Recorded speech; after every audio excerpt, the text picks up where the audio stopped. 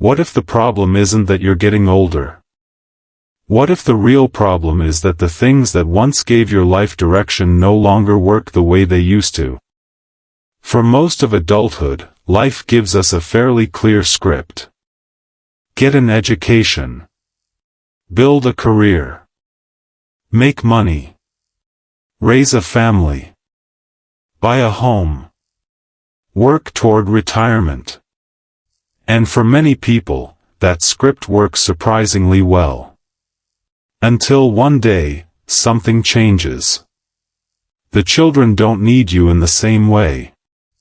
The career you've spent decades building comes to an end. The phone doesn't ring as often. The house becomes quieter. And suddenly, you have something you may not have had in years. Time.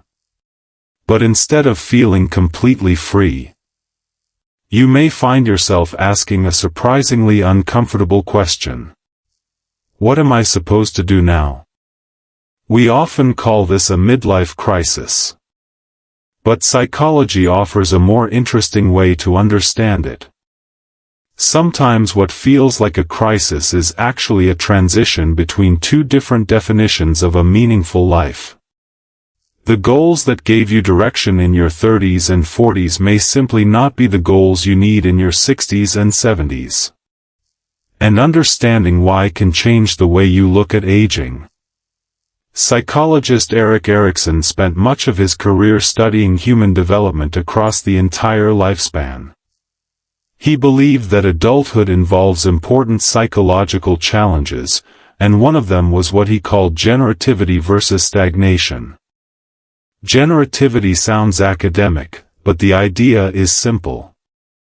As people mature, many develop a stronger desire to create something that extends beyond themselves.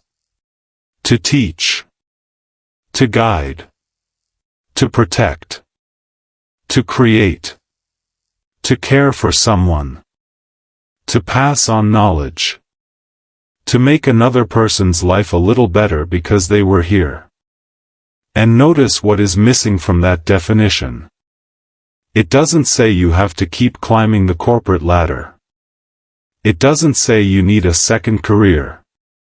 It doesn't say you need to become successful in some impressive new way. Generativity can happen when a retired teacher helps a young person. When a grandfather teaches his grandson how to repair something. When a woman volunteers in her community. When someone finally writes down the family history that would otherwise disappear. It can even happen in very ordinary acts of responsibility and care. The point is not how impressive the contribution looks. The point is that your life is still moving outward. Toward something. Toward someone. Beyond yourself. And this becomes especially important when one of your old identities disappears. Imagine waking up on the first Monday morning after retirement. For 40 years, Monday meant something. There was somewhere to go. Someone expecting you. Problems that needed solving. People who depended on your decisions. And suddenly, there is nowhere you have to be. At first, that may sound wonderful. But after the novelty wears off, a strange question can appear. If nobody needs what I used to provide, who am I now? That's where retirement, empty nests, divorce, relocation, or other major life transitions can become psychologically difficult. The problem isn't always that people have nothing to do. Sometimes the problem is that the things they do no longer make them feel needed, useful, or connected to something meaningful. And this is where purpose becomes different from productivity. We often confuse the two. If you're earning money, you're productive. If you're building a career, you're productive. If you're raising children, you're busy. If you're retired, your productivity may suddenly become much harder to measure. But purpose isn't a spreadsheet. You can be deeply purposeful without receiving a paycheck. You can matter without holding a job title. You can contribute without being financially rewarded. Research supports this broader understanding of purpose in later life. A systematic review by Justine Irving, Sandra Davis, and Aileen Collier examined 31 studies on aging and purpose. Greater purpose was generally associated with better health and well-being. And the review emphasized that meaningful engagement and contribution can continue into later adulthood. The important point is not that purpose magically prevents the problems of aging. It doesn't. The point is that purpose remains psychologically possible after the roles that once defined you have changed. And that becomes even more interesting when we look at the work of Stanford psychologist Laura Carstensen. Carstensen developed socio-emotional selectivity theory, which helps explain why our priorities can change as we age. The basic idea begins with our perception of time. When you're 20, the future can feel almost endless. You have decades to explore. So exploration makes sense. You can meet hundreds of people. Change careers. Travel somewhere you've never been. Learn something completely new. Take risks. But as people become more aware that time is finite, something changes. According to Carstensen's research, people increasingly prioritize emotionally meaningful goals and relationships. In simple terms, you may become more selective about what deserves your time. That can be misunderstood. Someone might say, "I don't feel like going to that party anymore." Or, "I don't care what these people think of me." Or, "I'd rather spend the evening with my family." From the outside, that could look like losing interest in life. But it may actually represent something more psychologically sophisticated. Prioritization. You begin realizing that your time is valuable. So you become less interested in relationships that constantly drain you. Less interested in impressing people you barely know. Less interested in collecting experiences simply because you're supposed to. And more interested in the people and activities that actually mean something. This is one reason getting older doesn't necessarily make life smaller. It can make life more selective. But there is another psychological trap that can make later life much harder. Trying to live according to an old version of yourself. You may think, "I used to be successful. I used to have more energy. I used to travel. I used to be important. I used to have everyone around me. I used to know exactly what I was doing." And all of those statements may be true. But your past can become a difficult measuring stick. Because if you constantly compare today with the best version of yesterday, today will almost always lose.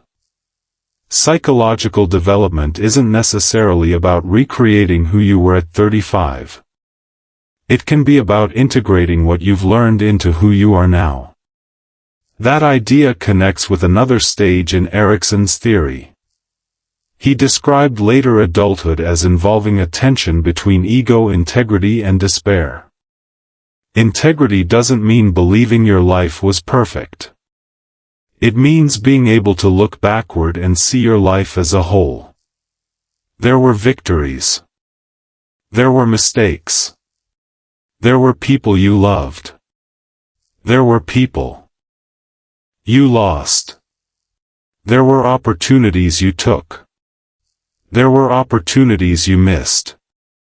And perhaps there are things you would change if you could. But integrity means you don't have to erase those imperfections to recognize that your life has value. You can say, "This was my life. This is what happened. This is what I learned. And I can still find meaning in the whole story.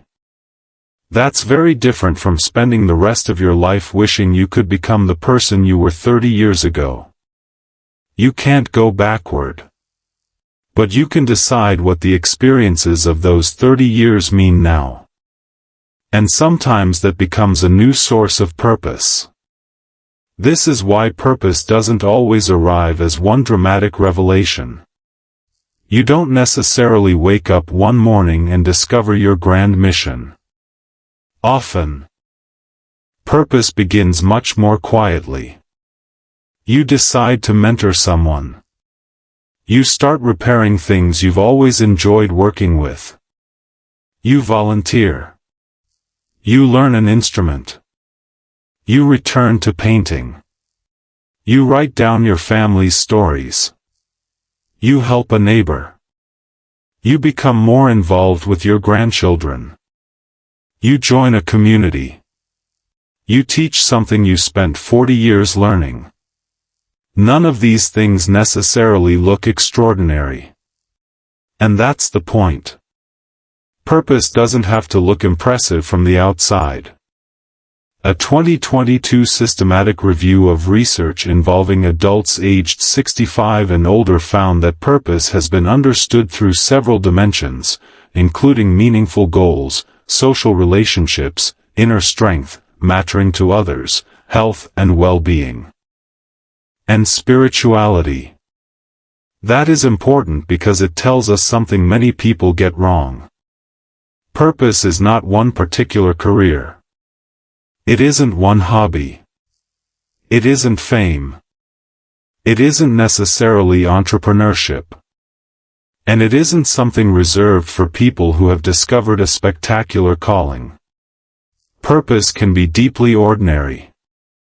It can exist in the way you care for someone, in the knowledge you pass on, in the relationships you protect, in the problems you decide are worth solving, in the small responsibilities that make other people's lives better. And perhaps this is where the idea of a midlife crisis begins to change. Maybe the question isn't, what should I accomplish next? Maybe the better question is, what is worth giving my time to now? That's a very different question. Because when you were younger, time probably felt like something you had to spend. Now you may understand that time is something you have to choose. You may not need 10 new goals. You may need 2 meaningful ones. You may not need 50 acquaintances. You may need 3 relationships that feel real. You may not need to prove that you're still young. You may need to become more comfortable with who you are now. And this doesn't mean giving up ambition. It means becoming more intentional about ambition. If there is something you still want to build, build it. If there is somewhere you still want to travel, go. If there is a skill you still want to learn, learn it. If there is a dream you abandoned because life became too busy, perhaps it's worth looking at again. Getting older doesn't mean you stop moving forward. It means you may become more selective about where you're going. And there is one more thing we should be careful about. Purpose is not a cure for everything. Having purpose doesn't eliminate grief. It doesn't prevent loneliness. It doesn't make illness disappear. It doesn't guarantee happiness. But it can give difficult experiences a larger context. It can give you something to participate in. Something to care about. Something to contribute to. Something that makes tomorrow worth showing up for. And that's why psychologists continue to study purpose in later adulthood. Not because purpose makes someone immune to aging, but because the desire to live a meaningful life doesn't disappear simply because the calendar moves forward. In fact, Later life may give you something you didn't have when you were younger. Perspective. You know more about what matters. You know more about what doesn't. You've experienced enough disappointment to recognize some things you no longer want. You've experienced enough love to recognize what you don't want to lose. You've made enough mistakes to know that not every opportunity deserves a yes. And you may finally have enough freedom to make decisions based on meaning rather than expectation. So if you're beyond midlife and wondering why the ambitions that once drove you don't feel quite the same anymore, don't immediately assume something is wrong with you. Maybe your priorities are changing. Maybe the identity that carried you through the first half of adulthood has done its job. Maybe you're being asked a deeper question. Not, what can I achieve? But, what can I contribute? Not, who am I trying to impress? But, who actually matters to me? Not, how do I get my old life back? But, what kind of life makes sense now? Getting older is often described as a process of losing things. And some losses are real. But psychology gives us another possibility. Later life can also become a period of refinement. Less noise. More meaning. Fewer obligations that don't matter. More attention to the people who do. Less obsession with proving yourself.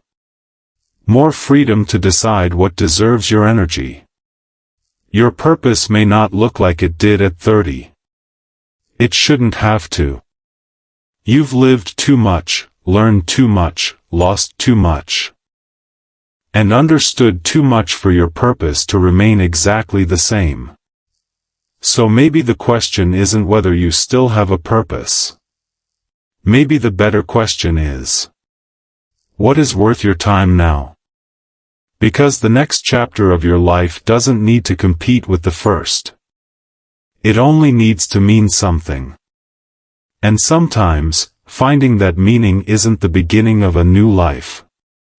It's the moment you finally understand the value of the life you've already lived.